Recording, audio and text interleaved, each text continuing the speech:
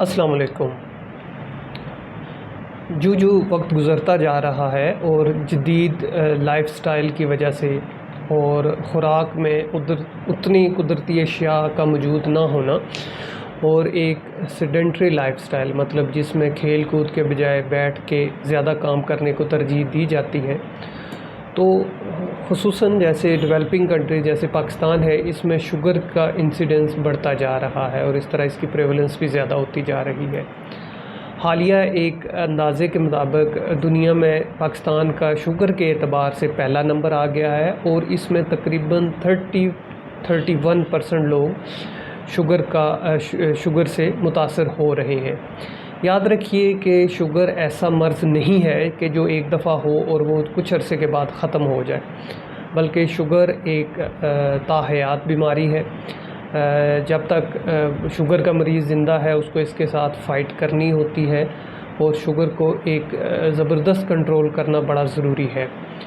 اس کی وجہ یہ ہے کہ اگر شوگر نہ کنٹرول کی جائے تو چند سالوں کے بعد ایسی کمپلیکیشن پیدا ہونا شروع ہو جاتی ہیں جو کہ انسان کو بہت زیادہ تنگ کرتی ہیں اور دن بہ دن اس کے اعضاء مطلب کہ اس کے دل پہ اثرات پڑتے ہیں، گردوں پہ پڑتے ہیں، اس کے علاوہ فالج ہونے کا خطرہ ہوتا ہے، آنکھوں پہ پڑتے ہیں، پاؤں کی نسیں خراب ہو جاتی ہیں۔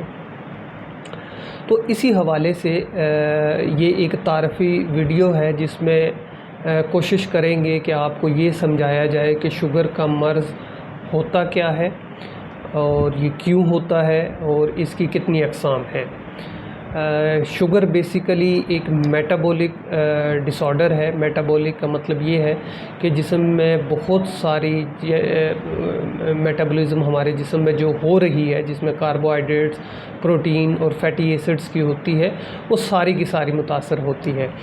اگر سادہ الفاظ میں کہا جائے تو شوگر صرف خون میں چینی کی یعنی شوگر کی مقدار یا گلوکوز کی مقدار بڑھنے کا نام نہیں ہے، بلکہ یہ تو اس کا صرف ایک پہلو ہے۔ لیکن گلوکوز کی مقدار بڑھنے کے ساتھ ساتھ یہ جسم میں ایک پروگریسولی اور نان ریورسیبل قسم کی انجری کرتی ہے، جس کی وجہ سے بہت ہی سلو لیکن وہ بعد میں ٹھیک نہیں ہوتی۔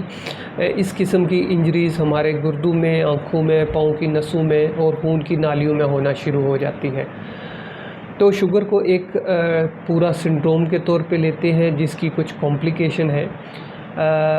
بیسیکلی شوگر کی دو بڑی قسمیں ہیں اور تیسری کیٹیگری جو ہے وہ ابھی تک اس طرح آسان الفاظ میں ڈسکرائب نہیں ہوئی، لیکن اس کی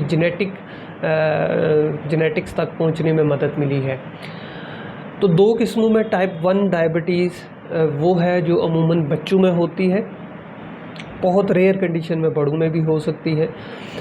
ٹائپ 1 ڈائبٹیز میں کچھ ایسی بیماری لبلبے پہ اٹیک کرتی ہے جس کی وجہ سے اس میں انسولین بنانے والے خلیے بالکل ختم ہو جاتے ہیں اور مریض میں ایبسلیوٹ انسولین ڈیفیشنسی ہوتی ہے، جس کی وجہ سے بچوں میں شوگر بہت زیادہ بڑھ جاتی ہے اور ان میں مختلف قسم کی علامات آنا شروع ہو جاتی ہیں۔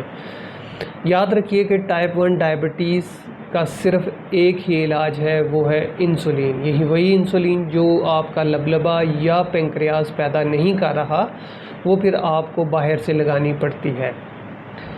لیکن ٹائپ 1 ڈائبٹیز 10% سے بھی کم ہے۔ جو ڈائبٹیز کی سب سے بڑی اور پریولنٹ قسم ہے وہ ٹائپ 2 ڈائبٹیز ہے، یعنی کہ بڑوں کی شوگر۔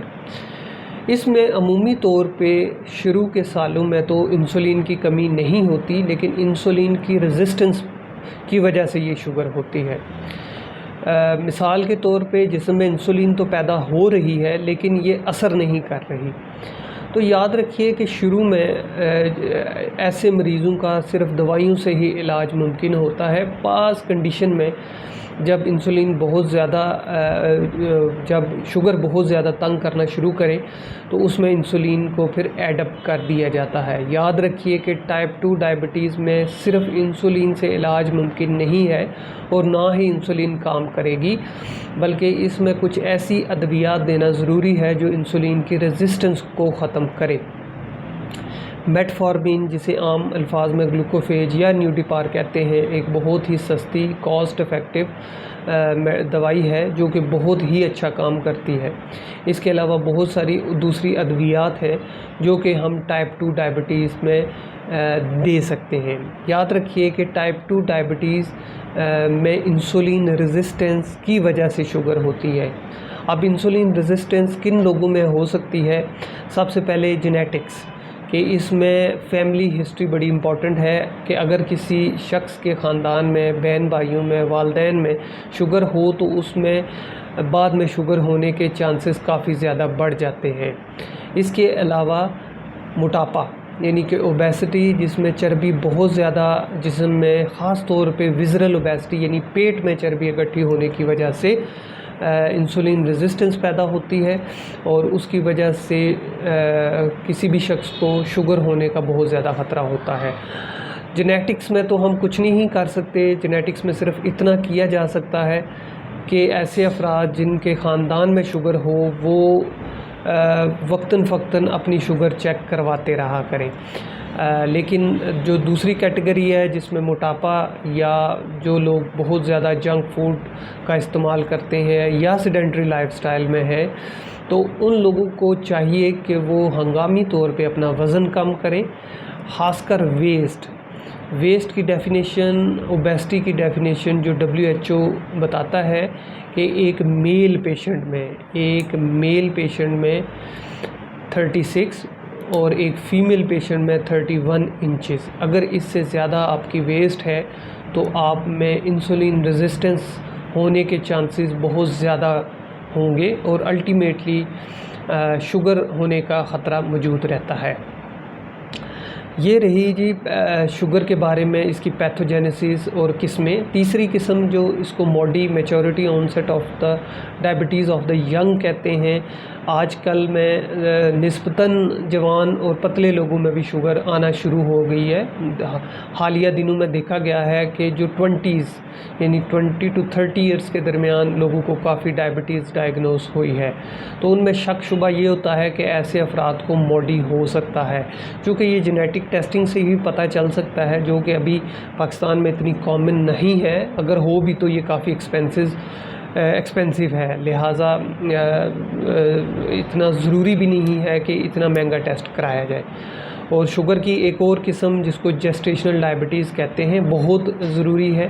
یہ شوگر حمل کے دوران ہوتی ہے اور حمل کے ختم ہوتے ہی شوگر ختم ہو جاتی ہے، لیکن ایک تو حمل کے دوران شوگر کو کنٹرول کرنا بے حد ضروری ہے، لیکن حمل کے بعد بھی ایسے مریضوں میں وقتاً فوقتاً شوگر چیک کرتے رہنا چاہیے تاکہ ہمیں پتہ چلے کہ ان کو بعد میں شوگر تو نہیں ڈیولپ ہوگی، کیونکہ اگر کسی مریض میں جسٹیشنل ڈائبٹیز ہے تو اس میں زندگی میں بعد میں شوگر ہونے کے چانسز بڑھ جاتے ہیں۔ اس کے بارے میں اگر کوئی سوال ہو تو آپ کمنٹ سیکشن میں پوچھ سکتے ہیں۔ اللہ آپ کا اور ہمارا حامی و ناصر ہو۔ اللہ حافظ۔